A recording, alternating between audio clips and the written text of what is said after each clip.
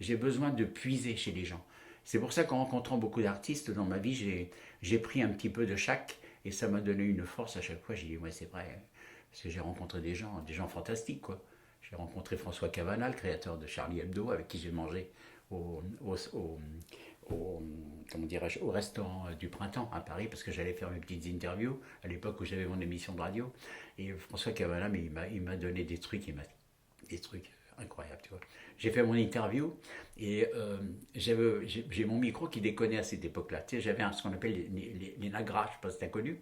Moi, le rédacteur en chef me filait un Nagra, donc je suis monté à Paris, boulevard Haussmann, au printemps. J'ai rencontré Cavana parce il sortait son livre, puis il m'a parlé de son bouquin L'Hérital. Il m'a dit aussi que lui, il savait écrire tous les mots de la langue française. Et il était balèze, François Cavana. C'était un mec que j'adorais. Et j'adorais aussi surtout me promener avec lui, parce que quand tu te promènes avec des gens comme ça, tout le monde se retourne, tu as l'impression que c'est toi qu'on regarde. Donc voilà, je l'avais interviewé, et à la fin de l'interview, qui faisait 20 minutes, j'essaie de réécouter la bande, rien. Mon micro avait mal été branché. Et c'est ce qu'il m'a dit. Il m'a dit, écoute mon petit gars, t'as une bonne gueule, tu me plais. Tu vas reposer toutes les mêmes questions, je te répondrai la même chose. Voilà, tu t'imagines le mec que c'était. C'est des gens sublimes, ça. Voilà. Il m'a dit aussi un truc. Alors, tu sais, François Cavalla, c'était pas quelqu'un de très discret, hein. Puis quand il avait envie qu'on l'entende, qu'on le voie, c'était un cabotin, quoi.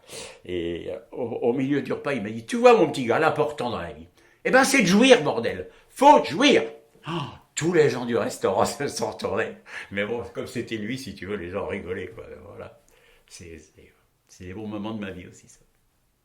Tu avais quel âge? Là, je vais avoir, je sais pas, moi, je vais avoir 30 ans. J'ai mon émission de radio, j'ai démarré à 30 ans.